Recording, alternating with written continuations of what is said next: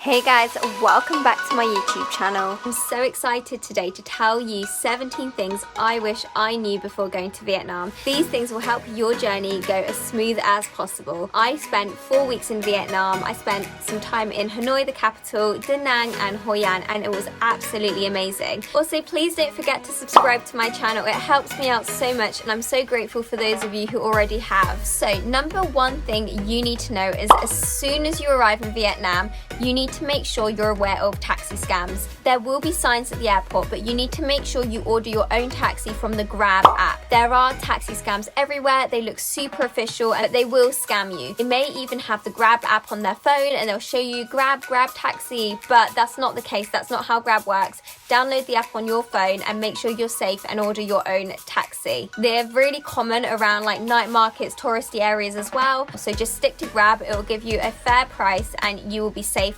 from scams. Right, number 2, that is crossing the road in Vietnam. The roads in Vietnam are crazy, literally. It is like a free-for-all. It is like organized chaos. The traffic does flow, weirdly enough. There is a specific technique to crossing the road, and that is you need to go steady, don't stop, and just keep going. The traffic will weirdly flow around you. You just need to go. Cars will not stop to let you go, so you kind of just go in between cars. I will show you a video. It does take time to get used to, and I did get used to it, but it is kind of scary at first. Number 3, we have honking culture. That was a bit of a culture shock at first because in England, you honk for something serious.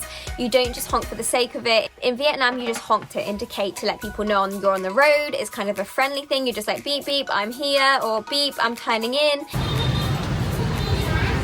It is so common, so honking is going on non-stop. It is literally just such a thing. I did get used to it eventually, but at first you might be wondering why everyone is honking so much. Right, next we have got payments. Card was definitely more accepted than in Thailand. However, again, you need lots of cash because small vendors, markets, etc.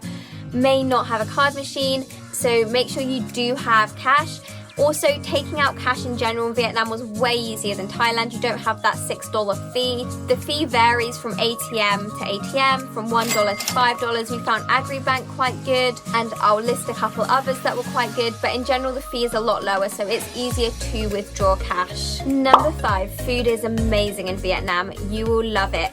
They usually actually have pho for breakfast, but I tended to have it more for lunch, and you need to try pho. Some other dishes you need to try is khao lao, which is local to Hoi An. I had that for breakfast. It was so tasty. It's with thicker noodles. Had banh mi is amazing. It's kind of like the ham and cheese toasty of Vietnam.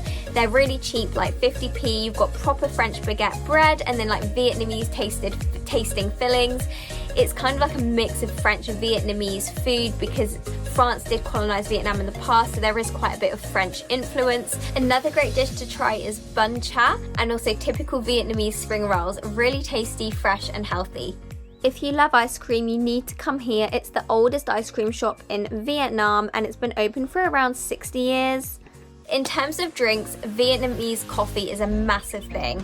It's very strong, so beware if you are sensitive to caffeine. I had egg coffee, which is basically coffee made with egg. This was actually created because during the war, they had a lack of milk, so they started making their coffee with egg, and it's so good actually. It tastes like sweet custard. So definitely try egg coffee. It's a massive part of the culture in Vietnam, so it is a must try when you're there. Number 6, in terms of SIM cards. So Mobifone and Viettel are the 2 biggest providers in Vietnam. We went with Viettel. They're meant to cover 95% of Vietnam. Really good coverage, so I definitely recommend them. You can go to the Viettel store, which is what we did. One thing to bear in mind is the data in Vietnam works differently. So if you have 100 gig of data, for example, it's going to be rationed out day by day. So it will be rationed out. You get a certain amount you can use per day, as opposed to just having 100 to use like whenever you want, sort of thing. So it does ration out the data. Also, when you're buying a SIM card, make sure to check that it is valid for all of Vietnam. Some SIM cards are just specific to certain cities,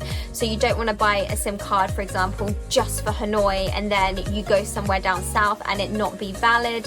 So just double check that. The people in the store will be able to help you with those questions, but yeah, just to be aware of that when you're buying a SIM card. Right, number 7 is all about haggling. It's way more common than in Thailand. In Thailand, things seem to be more of a set price and a bit cheaper from the get-go, and you're expected to pay that price. In Vietnam, they'll probably quote you a lot higher, but then they kind of expect you to bargain. It's way more part of the culture, so definitely don't be scared to offer a lower price and bargain a little bit, because yeah, it is just kind of a lot more common in Vietnam. Number 8, if you are thinking about visiting Train Street in Hanoi, this is everything you need to know. I will put the location I went to get onto Train Street. It was actually closed in 2022, but you can still go and sit in a cafe. You can't just walk onto Train Street, you need to be escorted by a local cafe owner, and they will bring you in, and then you can walk with them to the cafe. I found someone to take me in to a cafe, so exciting. There are guards and they won't let you through without an escort basically. This is for safety reasons, because tourists do forget that it is actually a train street with a train.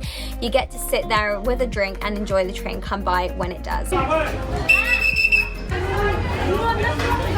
However, occasionally, like when we were there, it happened, the police will come, all the cafes will shut their blinds, and you will all have to evacuate. So it's kind of a bit weird one. It's like you can go with an escort and the guard will let you through, but the police do come every now and then and evacuate the whole street because it's technically not legal. Number 9, it is common for drinks to come served at room temperature, even beers with a cup of ice. So you may need to ask and specify for a cold drink. Right, number 10, we have got visas. So if you're from the UK, you can enter Vietnam visa-free for 45 days. It used to be 14 days, but they've recently extended it. It depends on the country you're from, like that depends how long you can be in Vietnam visa-free, so you do need to check, but yeah, that is for the UK. Right, next we have got when to visit Vietnam. So November to April is kind of like the cool and dry season, so that is a really good time. We were there in October at the end of the kind of hot, humid, rainy season, and it was okay as well actually. But May to October does tend to be more of the kind of hot, humid, rainy season. But either way, you'll have a great time. If you go up north and into the mountains, you probably will need a coat or jumper, especially around December, January time. It actually can get pretty cold up in the north near the mountains. Number 12 is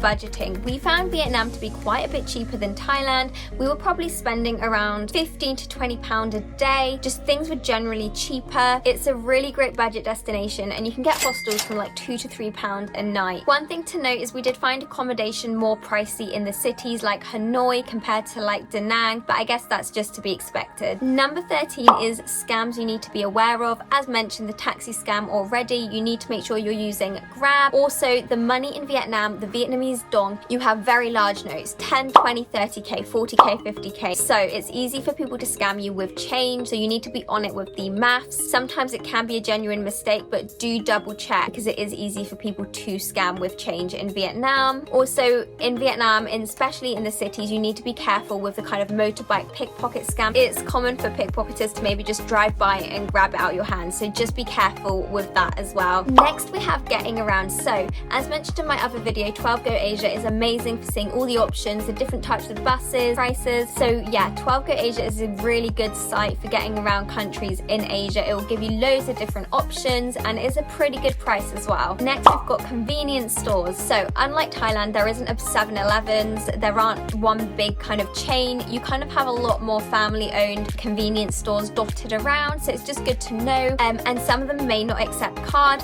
so yeah, don't be surprised if you see lots of kind of random little convenience stores. Don't go looking for like a 7-Eleven. You have some brands like Family Mart, Vin Mart, but yeah. Okay, so the second to last thing you need to be aware of is the mini kind of chairs you'll see all over the pavements in Vietnam. The reason these are all over the pavement and people are just sitting, teaing and drinking on them is because actually it is not legal to take a seat on the pavement in Vietnam, and these little stools mean that if the police come along, people can easily just pop them away. So yeah, they're really small, flexible, easy to move. So yeah, that's why you'll see them everywhere. You might find you have to walk on the road because these are just all over the pavement, as well as motorbikes parking on the pavement. But yeah, so it can be a bit of a pain trying to walk around sometimes. But they are really cute stools, and definitely go and take an opportunity to just have a coffee and sit out on the pavement and really kind of take in the Vietnamese culture. Finally, number 17, if you rent a motorbike or a car, parking is not like Thailand. You cannot just pull over and park anywhere you like. You will be fined.